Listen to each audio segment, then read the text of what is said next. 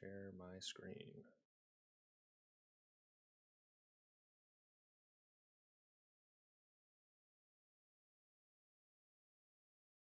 Okay, let me know if y'all can see the screen in the chat.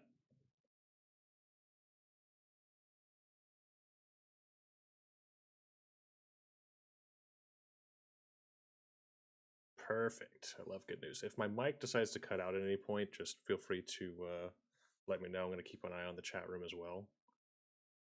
Let me see if I can maybe shrink this down so I can see that. Perfect. Cool. So tonight's seminar is for Valorant Economy. And today's topics are going to be the armory, basic buying standards, what is saving, and then managing team economy. So we're going to keep it fairly basic. I might get into a couple things, like kind of my expectations at a high level, from what I would see in maybe like ranked or different variations I would see in a higher competitive rank. But we'll get to that later on down the road. So first off, we have the armory, and we're going to go over each set of guns. So the different guns we have are sidearms, shotguns, SMGs, rifles, snipers, and machine guns. And then for our armor, we have the light armor or the heavy full armor. And then you have your abilities at the bottom. You'll notice I picked the appropriate chamber abilities. So you have your default binds would be Q, E, C, and X. So your ability 1, ability 2, ability 3, and the ultimate. Okay, and first off, the sidearms we're going to talk about a little bit. You have your classic, which is your free gun that you get every round. This is enough for some people. Some people might like, using this along with some utility first round instead of buying something else. And then you also have your shorty, which is your close range shotgun, 2 shots, basically get 1 kill and get out, or just get one for the team and say I got mine. Your frenzy is also your close range kind of burst fire kind of thing. Just shoot a lot of bullets really quick and hope for the best.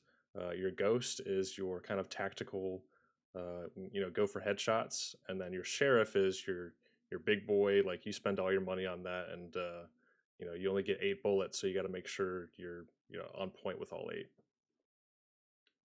And our shotguns, these are obviously your close range guns. The Bucky, which has 2 different shooting styles. It has the close range and then the long range.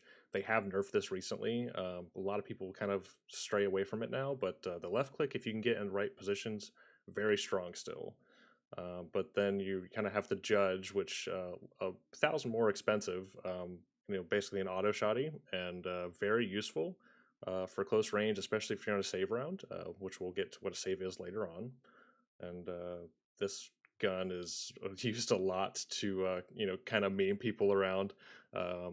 You'll see it a lot with jets, kind of dash in close, or your rays, lots of mobility characters that can get in close very quickly.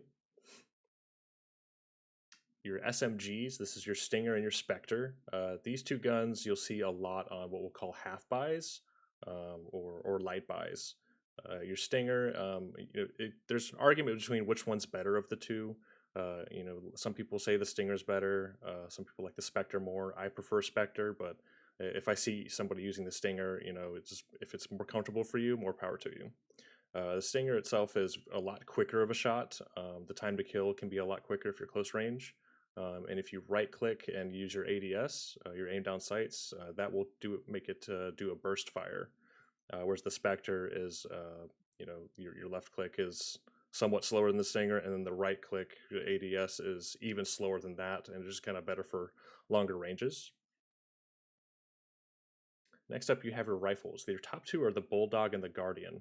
The Bulldog is basically a Stinger, but a little heavier. It's kind of like the mixture between Stinger and Spectre, whereas the left click will 2-shot somebody in the head, and the right click ADS will do a burst fire as well. And your Guardian is a semi-automatic, so it will not do automatic spraying. You have to tap the trigger. Very good gun if you can hit shots, similar to the Sheriff pistol. So this gun is definitely very good still. Some people will use that on what we call half buys. And then next up is your Phantom and Vandal. These two, again, same thing with the Stinger and Spectre. People like one versus the other a lot of times. I consider the Phantom a kind of close range, more you're expecting to get the first kill very quickly and then move on to the second kill because the spray range is a lot tighter. It's a lot more precise with its shots, whereas the Vandal, you can one shot anybody in the head from any range of the map. However, it does have a little bit more, kick to it, a lot more recoil. Whereas the Phantom at longer ranges, I think it's after 15 yards, I want to say, it only does 140 damage. So you have to hit somebody with 2 bullets at the very minimum to kill somebody with a Phantom, whereas Vandal, you only need one shot. Moving on to sniper rifles, you have your Marshall. This is a kind of light sniper rifle.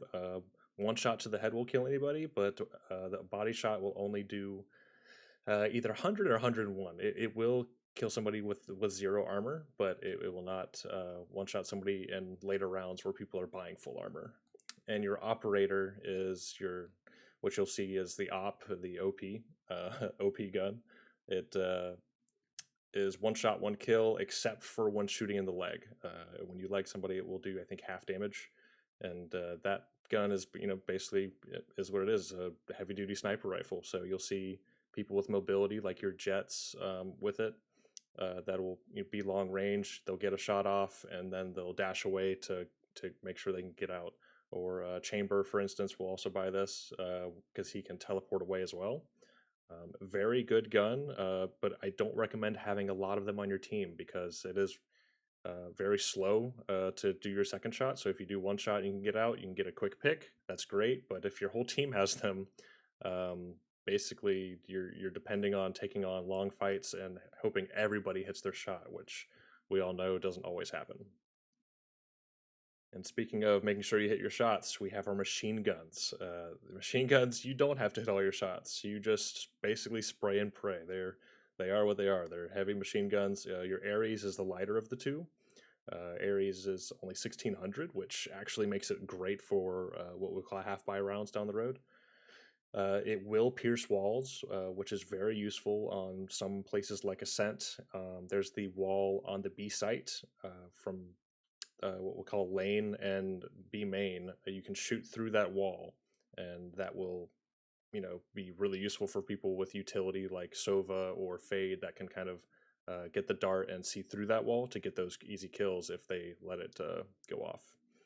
Odin, similar, but it has 100 bullets, whereas the Ares only has 50 bullets, and it obviously does a lot more damage, but it is also more expensive, 300 more expensive than the rifles that you would normally be buying in the Phantom or Vandal.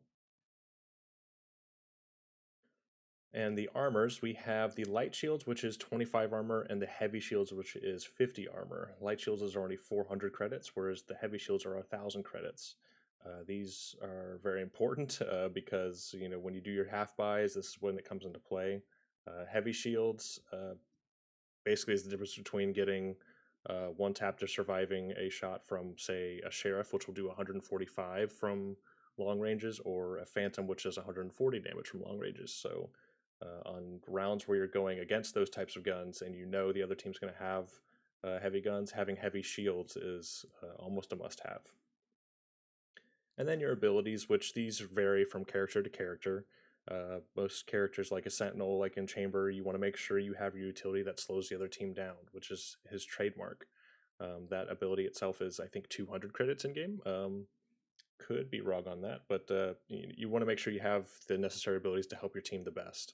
And managing that economy from round to round is very important to making sure you might have enough for a Vandal and shields, but if you don't have enough for your utility, you're not really helping the team, you're just helping yourself. And in a lot of team cases, you want to make sure you can help your team. So that's definitely very important. The second ability obviously ranges from character to character, but in this case it's the Headhunter, which you buy multiple shots. And then the third ability is your basically your default ability. This is free for all characters. In his case, it's the Teleporter. You have different characters that don't get it They don't get the entire thing every round, but they get one. Like for instance, Brimstone, he gets 3 smokes. He'll get a free smoke every round. So these are the kind of you always want to have these abilities. And then you have your ultimate ability, which there's no credits involved. It's just a matter of making sure you can get the orbs or get kills to make sure you get enough points to use your ultimate. Some ultimates are important for economy, but we'll also go down over that down the road. Okay. And next up, we have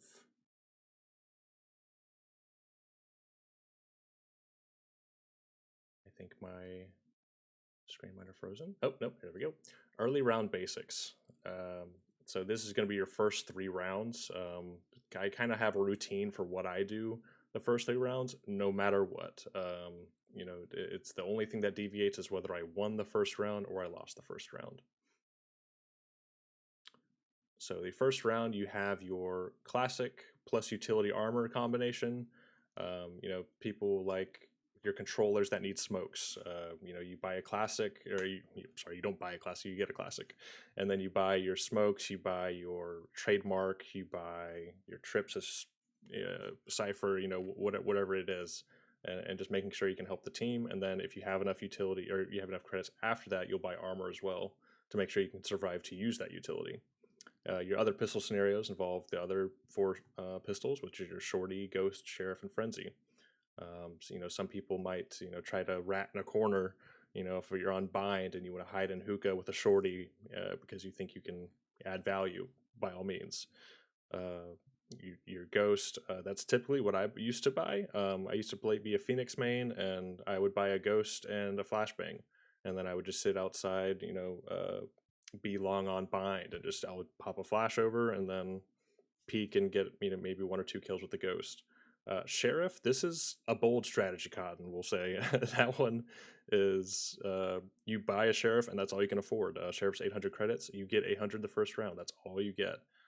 So you need to be making sure that you're getting your shots on sheriff if you're going to buy that first round. Frenzy, I hate the frenzy. Some people love it. I hate it. I think that's going to be the fight between frenzy or ghost for some people. Some people are really good with the frenzy. I'm not one of them. But that is also a up close and personal gun. If you're expecting close quarter fights early round, then that would be the gun to recommend. Moving on to second round, this is if you win the round, this is what you do. So if you win, you obviously get more credits for a win. So you would buy like a mid-tier gun like your SMGs or a Marshall. And the reason I have a question mark after rifles is if something happens where you ace and you get a bomb plant, so you have as many credits as possible, and you have so many credits you can afford a rifle. Sometimes I just say do it. If obviously if you got 4 or 5 kills, you're feeling it, so you're already hitting shots. So getting a rifle, the only dangerous thing about rifles is you want to keep it out of the enemy's hands. So if you buy a rifle, just make sure you're just not in a spot to lose that gun, because that helps the other team's economy. I always make sure I have full armor second round after a win, because I know the other team's not going to have things like a Vandal that can headshot me. So it just is that much better to keep that sort of thing out of their hands. So you want to make sure you have full armor, and then utility, depending on which character you're running.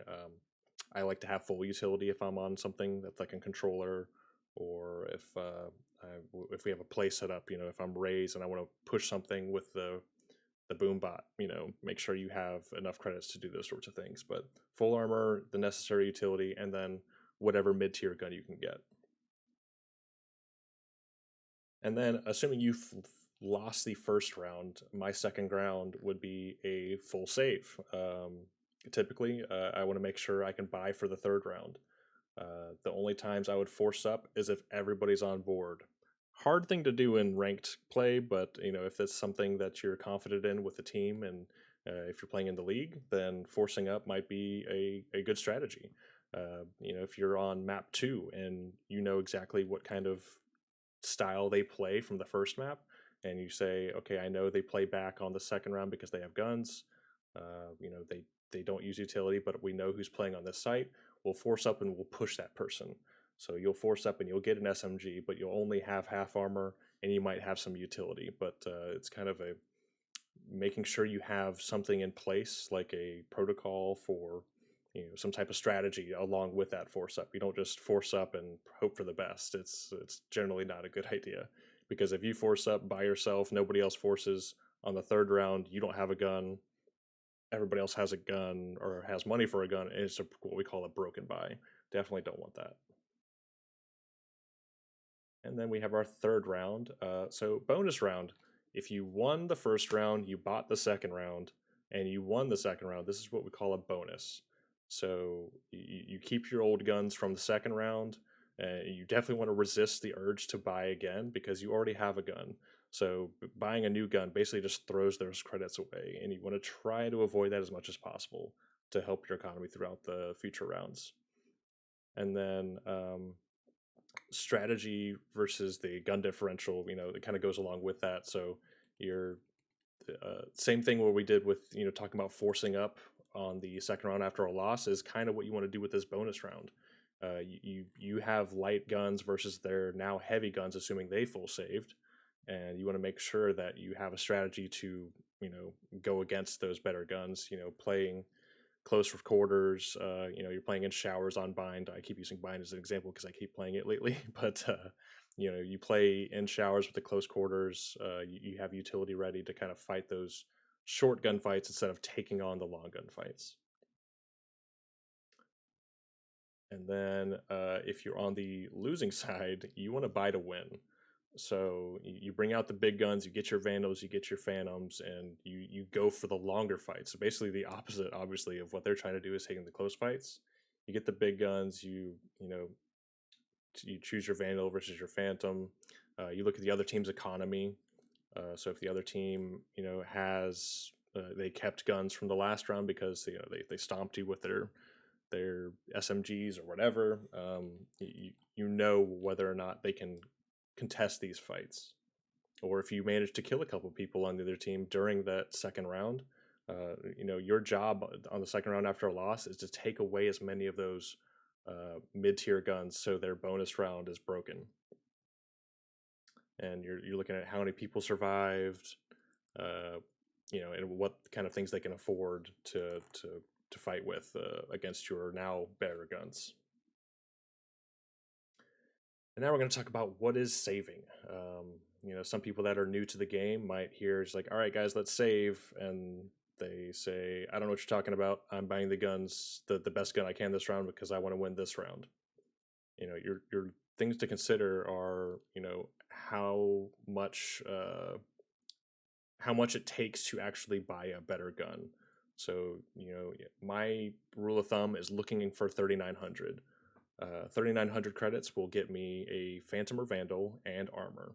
So I look to have at least 3,900, and also assuming, I'm keeping some utility. I'm not going to use utility that round. I'm just going to save it for the next round. And, if I need more, then I'd go over 3,900. So if I need, 300 credits to buy smokes, I would get, obviously 4,200. Assuming it's, 100 per smoke. And so you're looking at utility. We have just kind of talked about that. Oops. And then also what happened last round. So this goes again, where, the second round where you're looking at the third round where you're looking at the other team's economy. Did you take guns away from them? Can they afford more guns? How many did they keep from last round? And, what are you going against?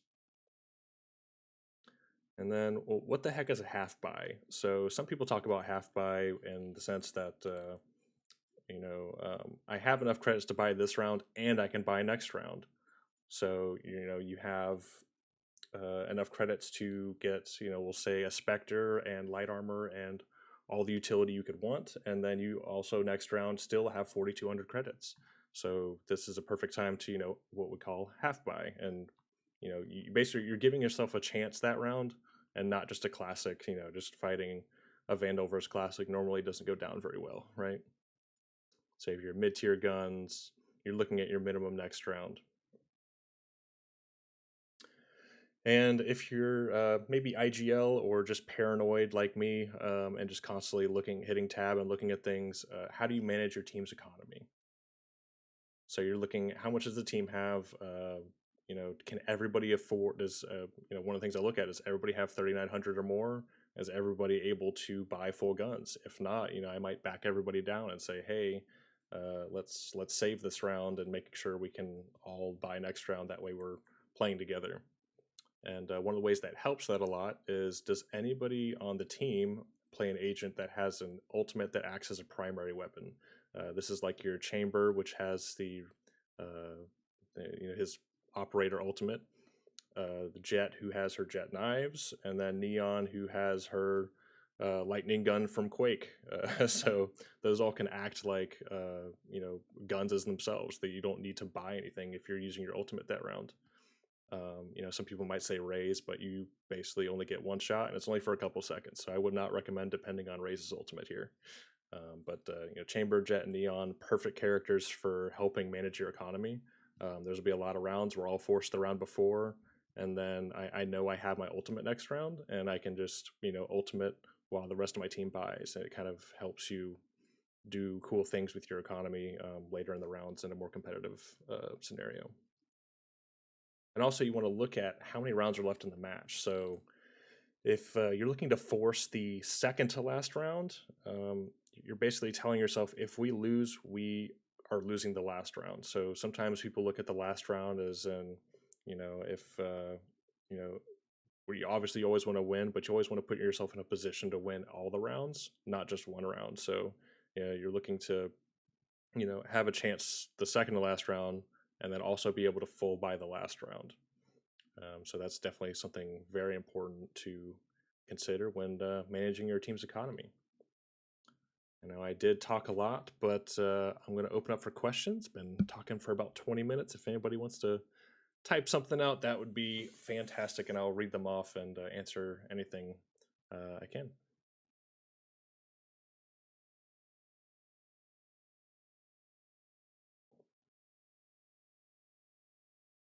I see 8D is typing. This is good. Can you touch on the terms eco, anti-eco, etc.? So eco round would be similar to saving or half buying, and then anti-eco would be knowing the other team is on an eco and you're trying to make sure I mentioned on the second round where, or second or third round, where the other team has lesser guns and you want to make sure you're taking long fights to anti that eco, or you're expecting okay, they're going to strategize something funny because they all have bad guns and they were going to do something crazy like all rush mid. You want to make sure you're in a position to anti that eco, and maybe have some utility in place, or like if you have an Astra and a Raze, you want to set up a star to do a suck and grenade combination. So that would be what I would consider anti-eco, is just making sure you're not giving up those guns for free for a team that has lesser economy. I noticed Brim had full shields while saving with the classic. Do you always recommend doing this? Absolutely not. I was struggling to get screenshots into custom and making sure the money kind of made sense to what I was trying to touch on. So having full shields is not definitely a recommendation on a save, but it kind of depends on the style you're playing. Like if you're playing close and just trying to get some damage out before dying, shields are good, but I definitely would prefer half shields on some type of save and more utility, or a gun even, instead of a classic, maybe buy a ghost.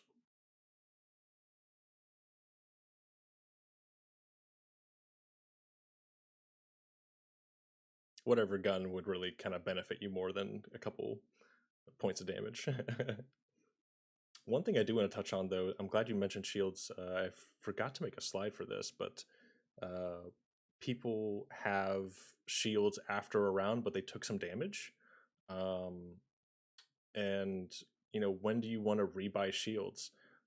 Anytime I want to rebuy shields, if I had full armor the previous round, is if the other team has better guns, like your Phantoms and up, your Vandals and up, and you want to rebuy after you have less than 40 shields, if that makes sense. So total of 140 HP. You want to make sure you have more than that, because if you have 42 or 43 armor, then I wouldn't buy shields, because the most that's going to happen is I'll die to a Vandal from long range. So that buying shields doesn't benefit me anything there. You're spending 1,000 credits just to get 6 points of HP, and it's not really worth it. So make sure, if you're rebuying shields, that's also something to consider. I think I might have left that out because it's definitely a little more technical, so I didn't want to didn't want to overload my timing with a lot of little details.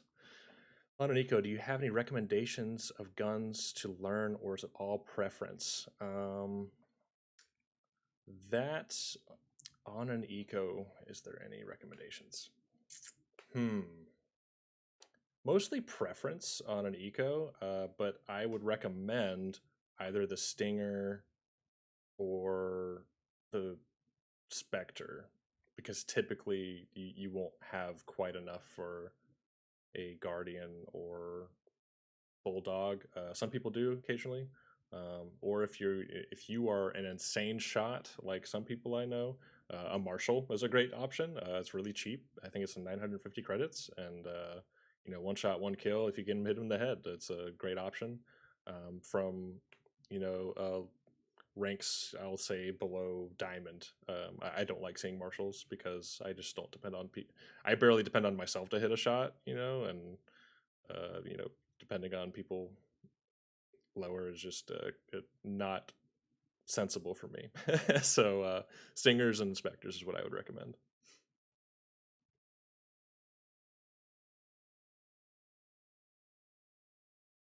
Fair. Does that change with utility on some agents? Yes. So that is when I would buy like a Guardian or Bulldog, because when I play Chamber, I can get away with a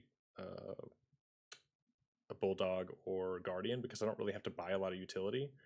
Because the only time I use money is I'm buying a trademark, because most of the times I'm not using a lot of my bullets if I'm buying the round before, so I'll already have those bullets from the Headhunter.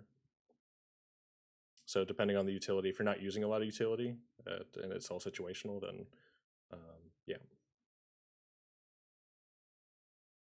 Also, sometimes I won't even buy a gun because I have the Headhunter. If I'm feeling it that game, yeah, I just use the Headhunter. I don't even buy a gun on save rounds. Is there any utility that comes before guns? Yes. So if you're on a support character like a Sentinel or a controller, smokes and Sage Wall, Astra stars. If Astra doesn't have stars, she's useless, right? So definitely there.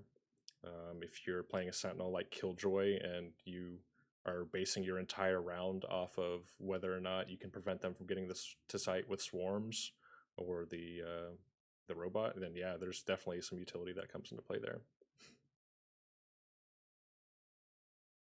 Can you explain the concept of glass cannon op, and when is it okay to do that versus not?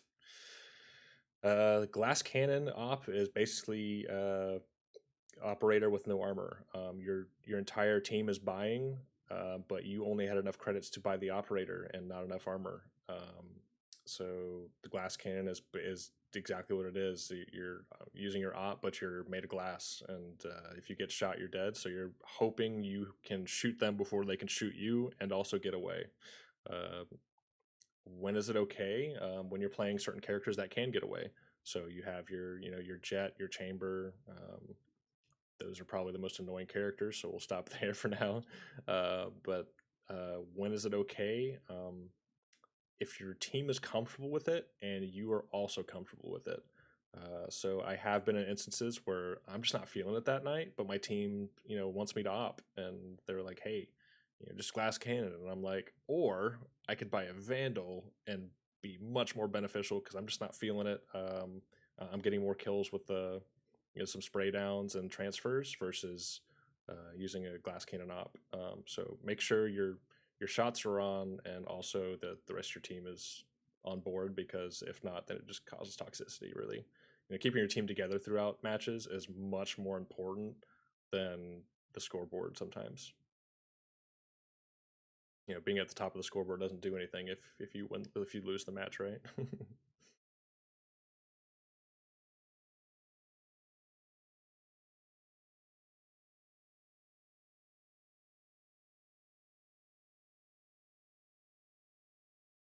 Squats and Oats looks like they're typing, and I love the name, by the way. I don't know why. It's random as all get out, but I love it.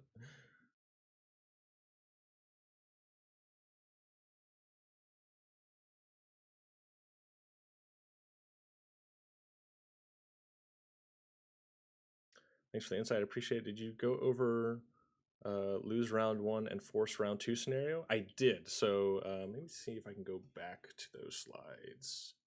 Oop.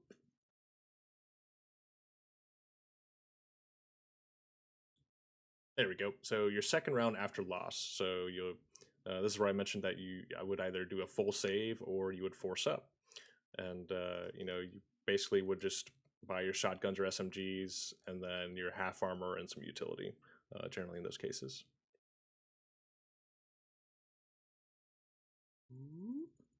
All the transition and animations. Whee! All right, questions. Is it true that in high elo Sheriff is greater than Stinger because Sheriff potentially one shot? Yes. So that was one of the things I mentioned earlier with the Sheriff. The caveat is you only have 8 bullets. You got to make sure you hit them strong. So if you are in high elo, typically you are hitting your shots, and there's plenty of cases where I'll this is before I played Chamber, but I would use a Sheriff and armor instead of getting a Singer or SMG, because it's just I feel better off getting one taps. It's just so much more satisfying, honestly. But potentially one shots, unless it's a long range game. Like if I'm playing on Breeze, I typically would actually stay away from the Sheriff sometimes, because you are only getting the 145 damage hits, so it kind of hurts. Yeah, the minus 145 is pain. Yeah, it really is. If I'm saving the rest of the team, typically I would do something with try to get closer in with utility and such. I'm not sure if this falls under economy or another future seminar, but if it does, can you talk about ult orb economy, who to feed orbs to, etc.? And also, can you explain Sage Res for economy, when to do it versus not? Ooh, yes. So I didn't touch on ult orb economy, and I don't know if it will be in another seminar, so I'll definitely go over it now. It does help. So there were some characters in some of the slides, like on this one. Does anyone have an ultimate that acts as primary weapon? If I'm worried about economy, I'm feeding these 3 people ultimates. If I'm not worried about economy, I might look for something like who's closest to an ultimate, who can help me this round, is basically what I'm doing ult orb economy around. You rarely have nobody with orb with close to an ultimate. Typically, there's always somebody.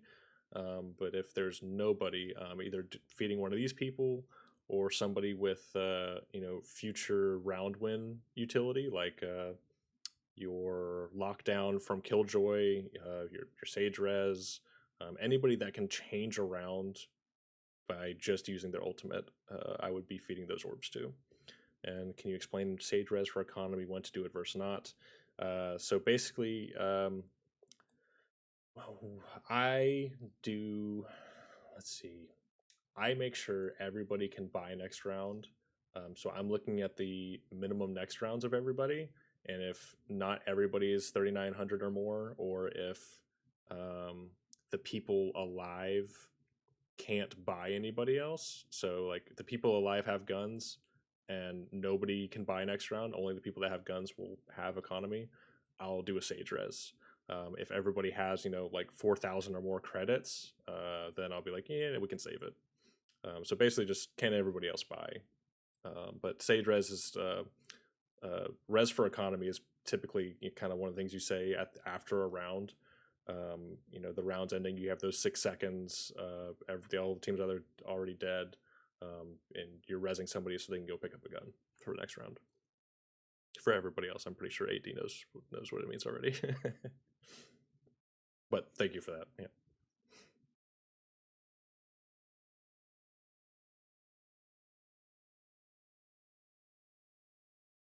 I love the amount of questions coming in. I was not expecting as much interaction, and I love it. So thank you all for joining while we wait for people to keep typing.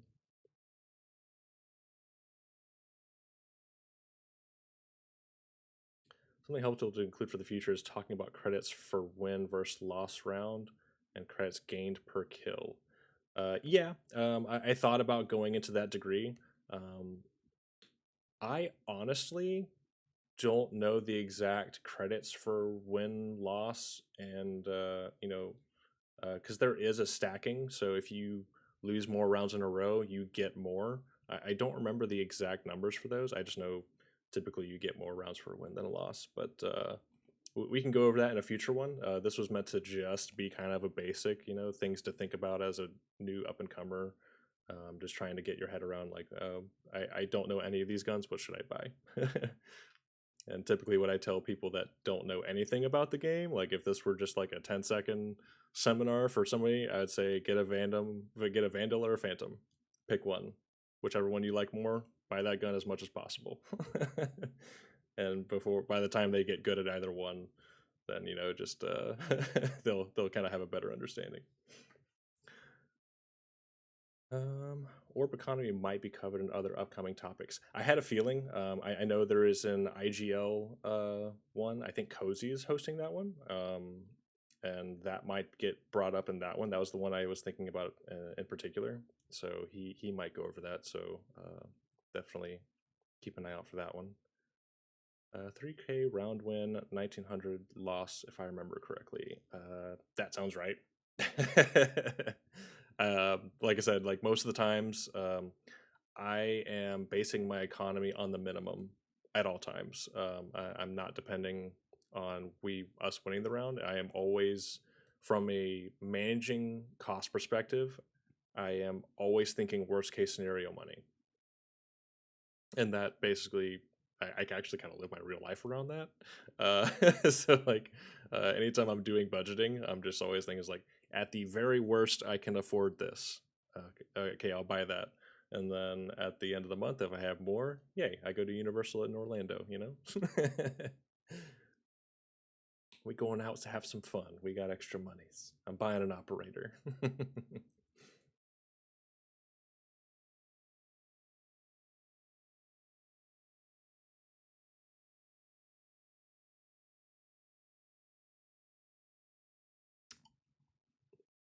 I don't have any more questions. Thanks for the time. Thank you, Squats Notes. Thank you for coming with the best name ever. Anybody else have any questions? If not, we'll go ahead and wrap this up.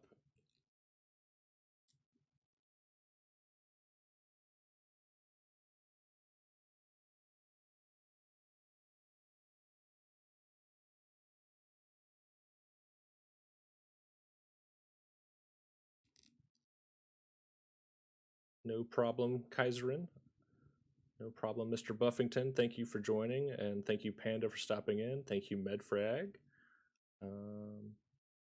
Upcoming topics, week 3, I'll just go ahead and read these off as Panda was nice enough to put them all in here. Week 3 is peeking and crosshair. Week 4 is game sense. Week 5 is teamwork. Week 6 is in-game leading. And week 7 is deliberate practice, consistency, and understanding. That week 6 is, I think, the one that might have the orb utility, but week 5 for teamwork might also have the more, talking about orb economy and who's the best to give it to. Yeah, no problem, 8D. Thanks everybody for joining. Hope you all liked it, and definitely make sure to stick around for the future weeks. And we kind of hope to build on this. This is all kind of introductory so far. So as we build on these, we'll hopefully get more technical. I'll definitely be looking into more info. So thank you for the feedback, especially on what things you were expecting more in depth, like the win-loss credits. I definitely don't know, but if I do a future one on economy, I'll definitely look into it. So thanks everybody for joining, and hope you guys have a good rest of your week. If you're in Florida, be safe. Can you sign it off with the chamber voice line? Let me look up my favorite one real quick. Chamber voice lines. I know them all, but when I'm on the spot, I don't know them off the top of my head. You have good taste, my friend. That's all we got. Thanks, guys. Have a good one. Bye bye.